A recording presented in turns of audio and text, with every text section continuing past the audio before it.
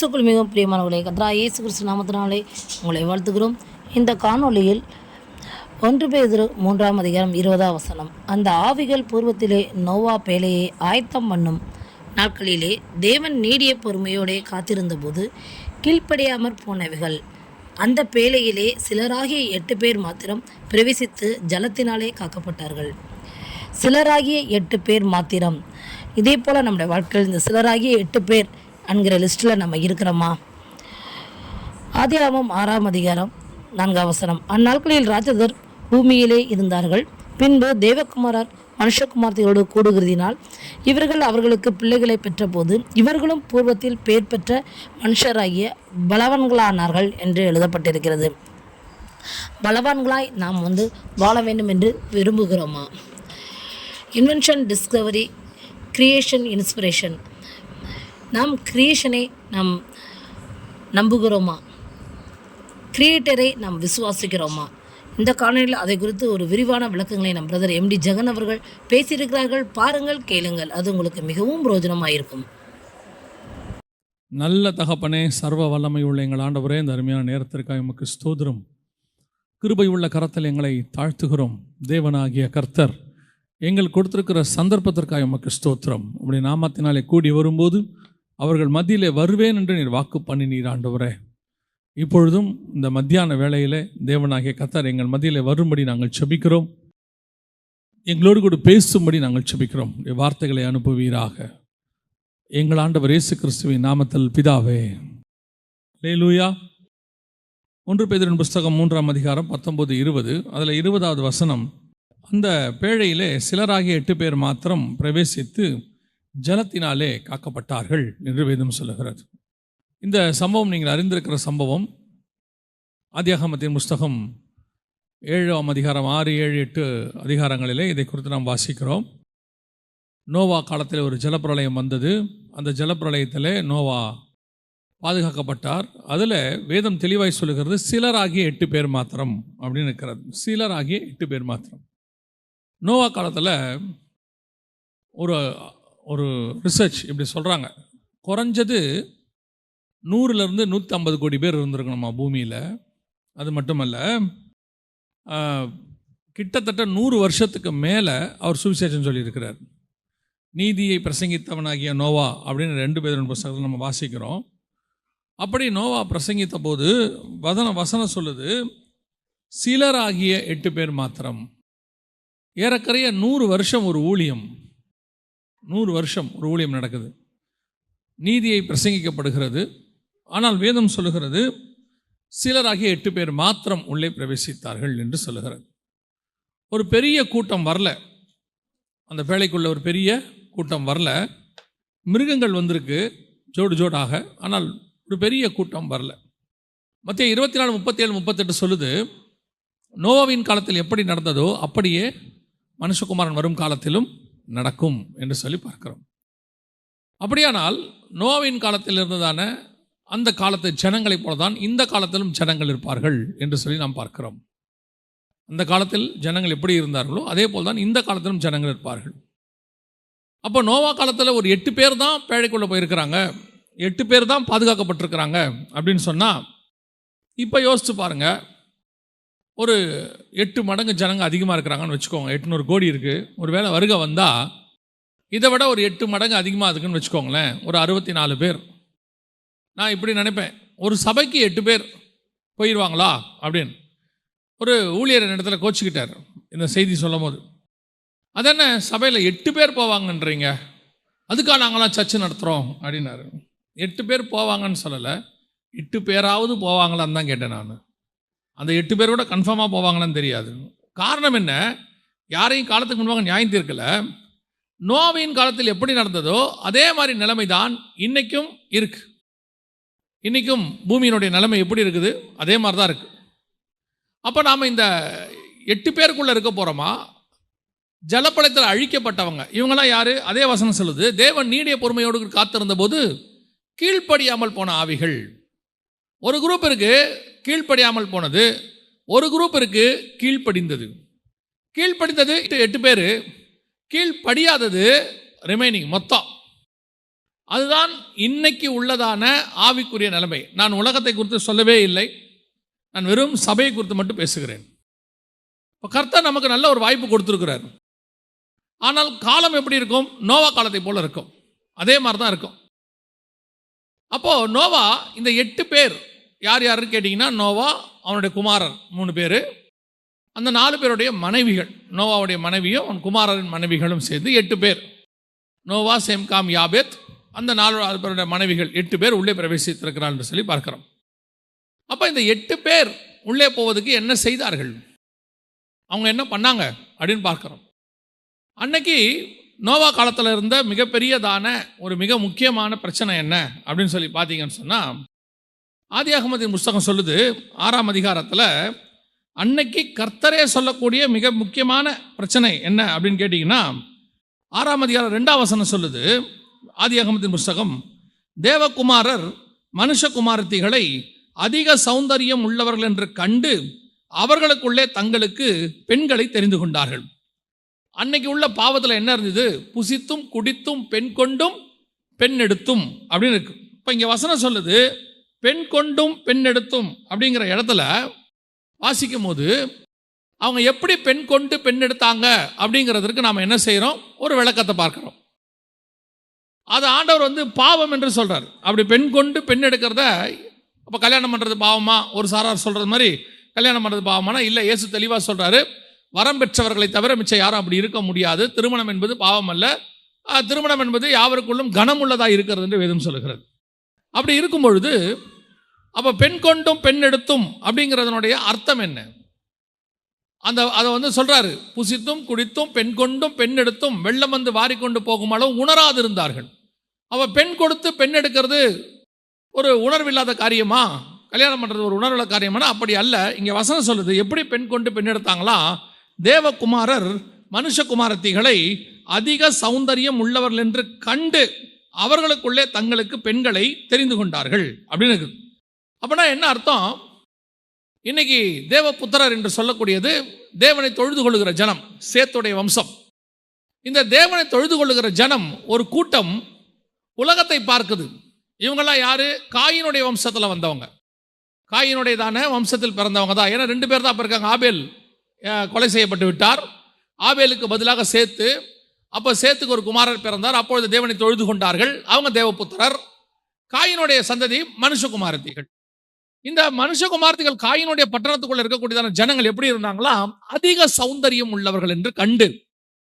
இந்த தேவபுத்திரருக்கு எப்படி இருக்குது? இவன் தேவனை தொழுது கொள்ளுகிறவன். இந்த இன்னைக்கு நம்ம ஒரு வார்த்தையில் சொல்லணும்னா, விசுவாசிக்கும் உலகத்துக்கும் இல்லை, இப்படி சொல்லலாம், சபைக்கும் உலகத்துக்கும். அப்ப இங்கிருந்து அங்க பார்க்கும்போது அது எப்படி இருக்கு? அதிக சௌந்தரியம், அழகு, அட்ராக்டிவ், அப்படிதான் இருக்கு.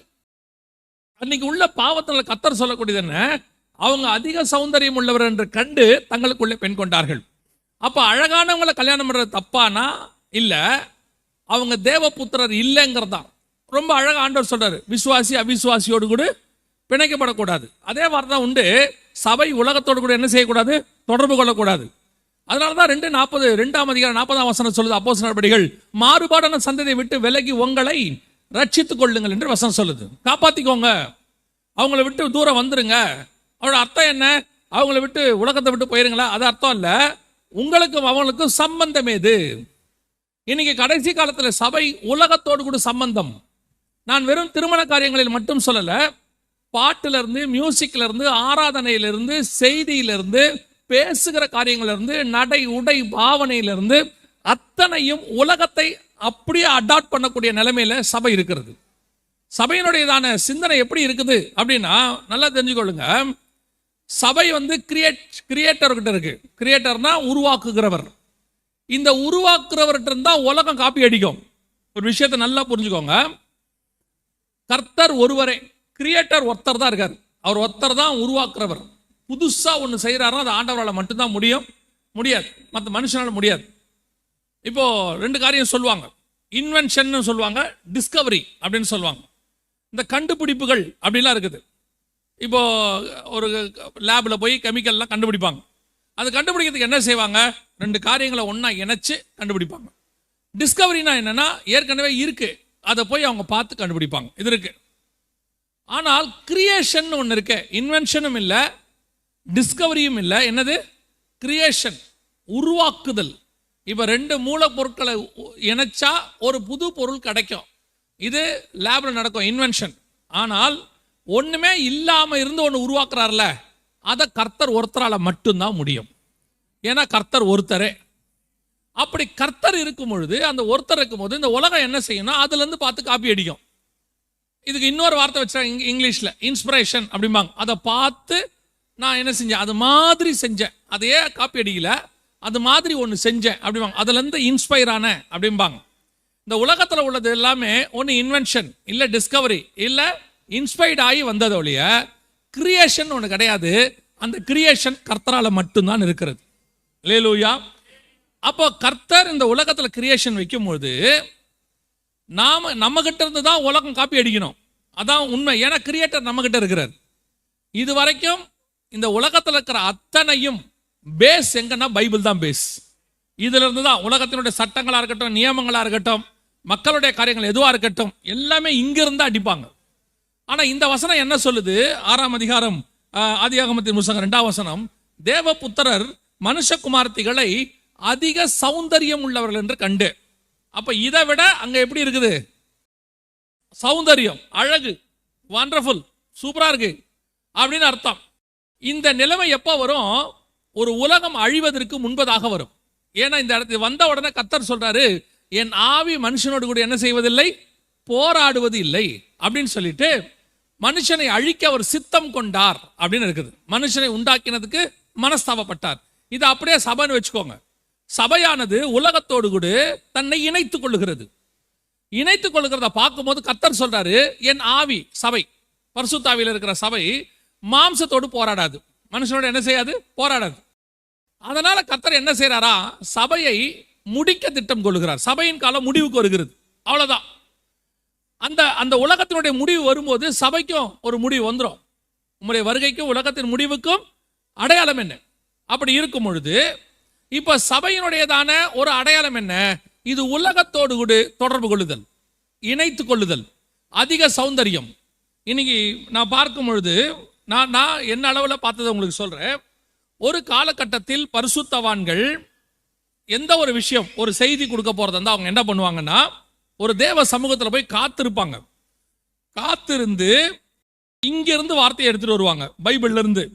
அதுக்கு ரேமான்னு ஒன்று சொல்லுவாங்க கிரேக்க வார்த்தையில். அதோட அர்த்தம் என்னன்னா, ரெவலேஷன், உள்ளுக்குள்ள இருந்து வரும். ரெவலேஷனா வெளிப்படுத்தின விசேஷம் கிடையாது. இந்த வார்த்தையிலிருந்து ஒரு வெளிப்பாடு கிடைக்கும். அந்த வெளிப்பாடு இதுக்கு முன்பதாக யாரும் கேட்டதாகவே இருக்காது. அப்படி ஒரு காரியத்தை கர்த்தர் சொல்லுவார். இது சபைகளுக்குள்ளே பரிசுத்தவான்கள் கொண்டு வந்து கொடுத்துக்கிட்டு இருந்தாங்க, எனக்கு தெரிஞ்சு போன ஜெனரேஷன் வரைக்கும், தலைமுறை வரைக்கும். ஆனா இந்த தலைமுறையில சபைகளில் வார்த்தை இருக்கிறது. ஆனால் வார்த்தை தேவனிடத்திலிருந்து வந்த அந்த ரேமாவாக இல்லை, இது உலகத்திலிருந்து எடுக்கப்பட்டதாக, இன்ஸ்பைர்ட். ஒரு உலகத்தை பார்க்குறாங்க, ஒரு வாட்ஸ்அப் பார்க்குறாங்க, அல்லது உலகத்தில் இருக்கக்கூடியதான ஒரு காரியத்தை பார்க்குறாங்க, அதை அப்படியோ கொண்டாந்து சபையோடு கூட இணைத்து ஒரு கமெண்ட்ரி படிக்கிறாங்க.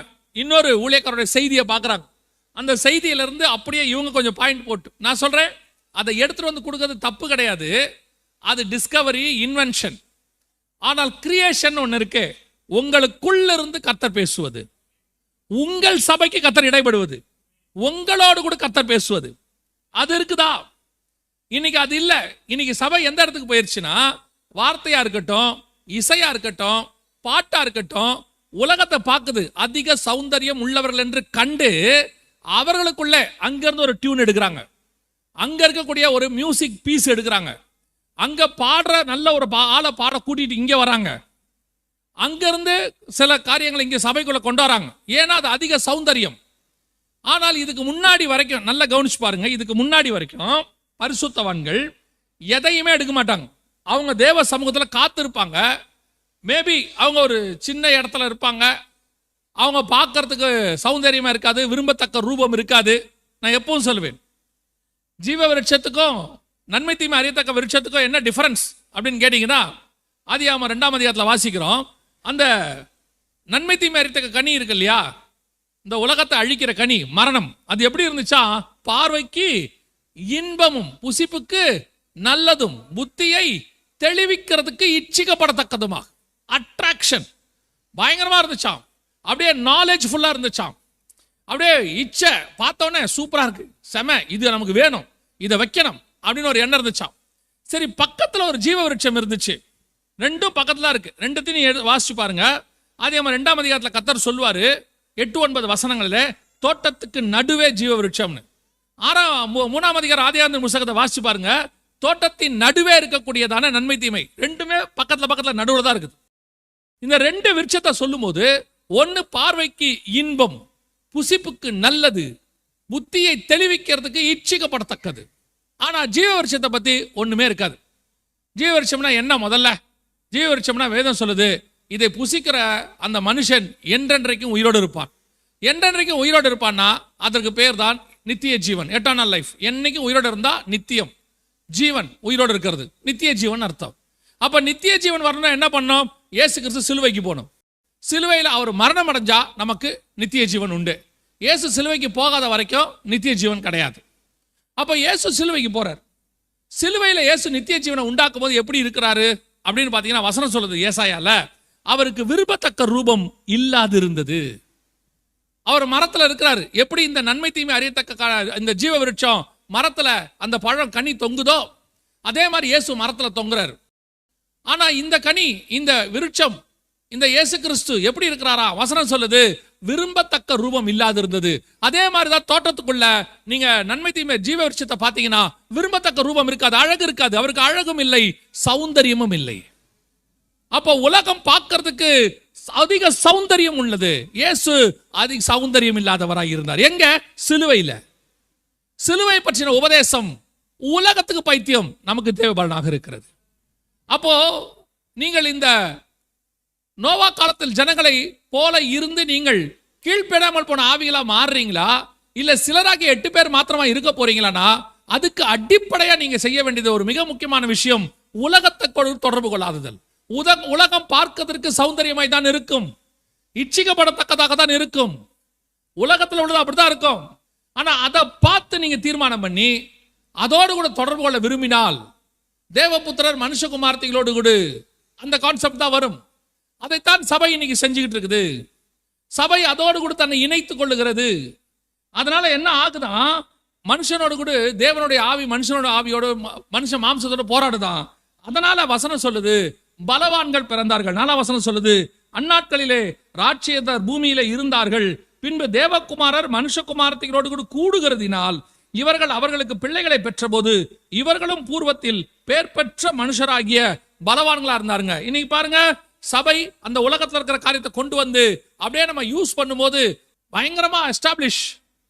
அப்படியே இன்னைக்கு பாருங்க, நீங்க போய் பாருங்க, எந்த காரியமா இருக்கட்டும், they are not giving importance to the quality, giving only importance to the quantity. நீங்க போய் பாருங்க, அவுட்புட் நல்லா வரணுங்கிறான். எந்த ஒரு விஷயமா இருக்கட்டும், அவுட்புட் நல்லா இருக்கணும். ஒரு யூடியூப்லயே, ஏன்னா இன்னைக்கு இருக்கிறத சொல்றேன், யூடியூப்ல மெசேஜோ பாட்டோ எதோ போட்டாலும் கிராண்டா அப்படியே அவுட்புட் நல்லா இருக்கு, செமையா இருக்கு, சூப்பரா இருக்கு. ஆனால் வசனம் சொல்லுது ஆவியோடும் உண்மையோடும் தொழுது கொள்ள வேண்டும். அங்கே அழகா இருக்கிறது 2ஆவதா இருக்கணும், ஆவியோட இருக்கிறதா முதலாவது இருக்கணும். இங்க அழகுக்கு இருக்கிற இம்பார்ட்டன்ஸ் ஆவிக்கு இல்ல. இங்க கிராண்ட்னஸ்க்கு இருக்கிற இம்பார்ட்டன்ஸ் தேவ ஆவியானவர் அசைவாடுறதுக்கு இல்ல. அங்க இப்ப நீங்க ஒருத்தர் மியூசிக் வாசிக்க வைக்கிறீங்க, ஒரு பாட்டு போட போறீங்க, மியூசிக் வாசிக்க வைக்க போறீங்க.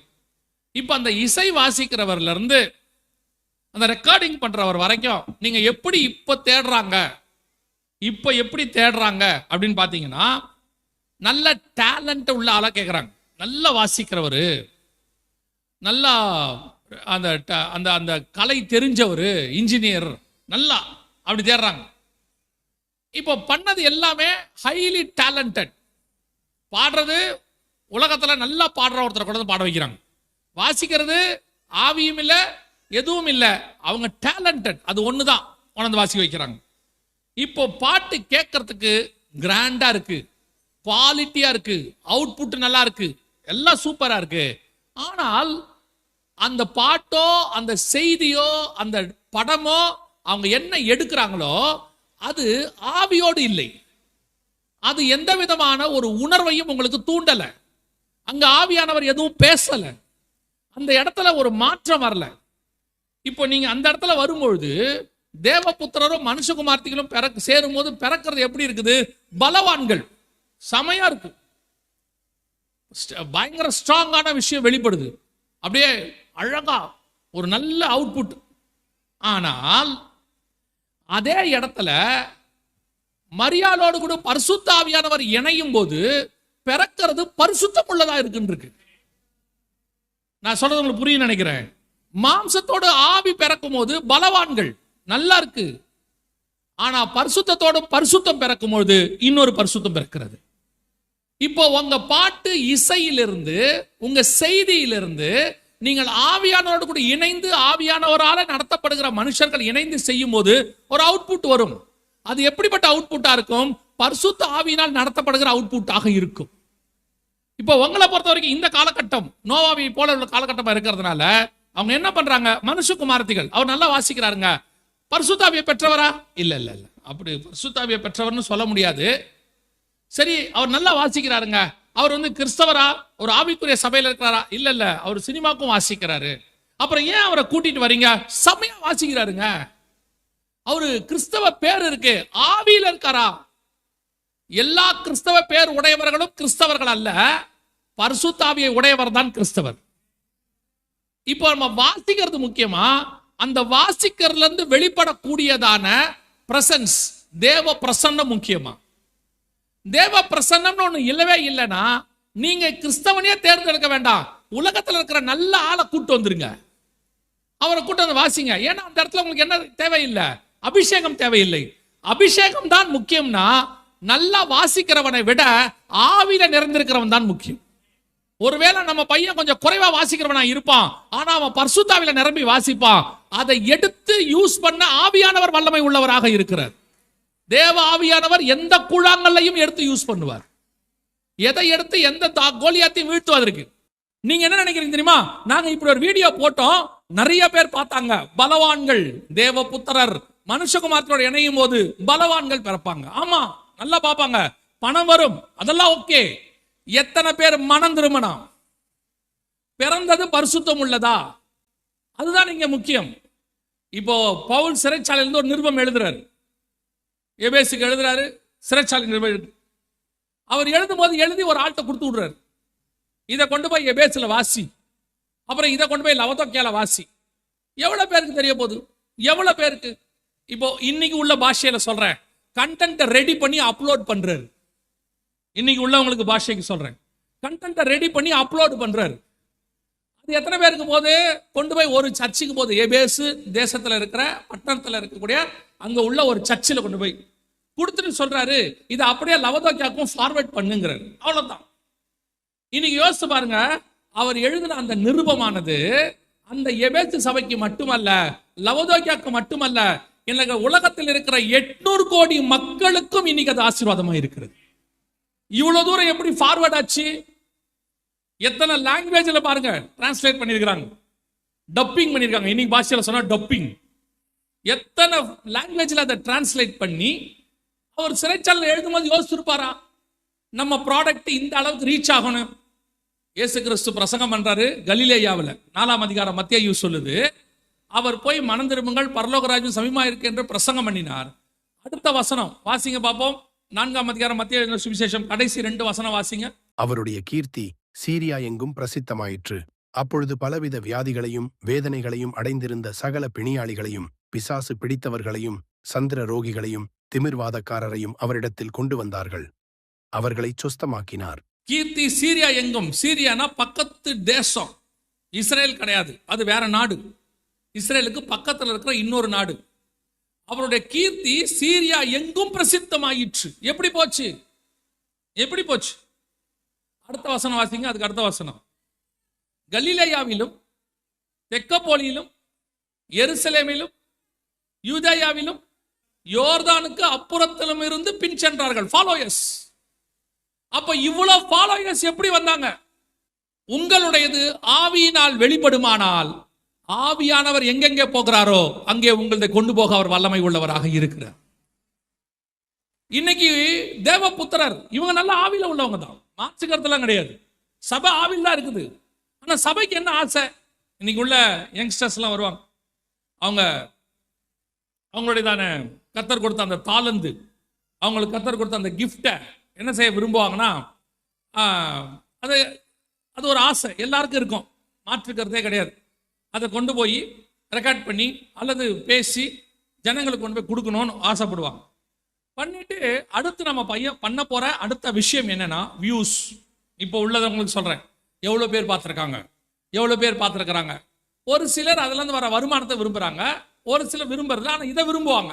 எவ்வளோ பேர் பார்க்குறாங்க, எத்தனை மில்லியன், எத்தனை ஆயிரம், எத்தனை லட்சம் அப்படின்னு பார்க்குறாங்க. இது மாம்சத்தில் அந்த ஆசை இருக்கிறது சாதாரணம், மாற்றுக்கிறதே இல்லை. ஆனால் எவ்வளோ பேர் ஃபாலோ பண்ணுறாங்க, எவ்வளோ பேர் லைக் பண்ணுறாங்க, எவ்வளோ பேர் ஷேர் பண்ணுறாங்கன்றத இயேசுநாதரோ அப்போஸ்தலரோ செய்ய மாட்டார்கள். ஆவியில் இருக்கிறவன் செய்ய மாட்டான். ஏன் தெரியுமா? அவனை பொறுத்த வரைக்கும் இந்த ப்ராடக்டை கொண்டு போய் சேர்க்க வேண்டியது என் பொறுப்பு, அதை கொண்டு போக வேண்டிய பொறுப்பு ஆவியானவர் கையில் இருக்கு. அது சீரியாவெங்கும் யோர்தானுக்கு அப்புறத்துலதும், சீரியாங்கிறது நார்த்து லாஸ்ட், யோர்தானுங்கிறது சவுத்தில், அதுவும் வெஸ்ட்ல, சவுத்தில் ஈஸ்ட்ல லாஸ்ட்.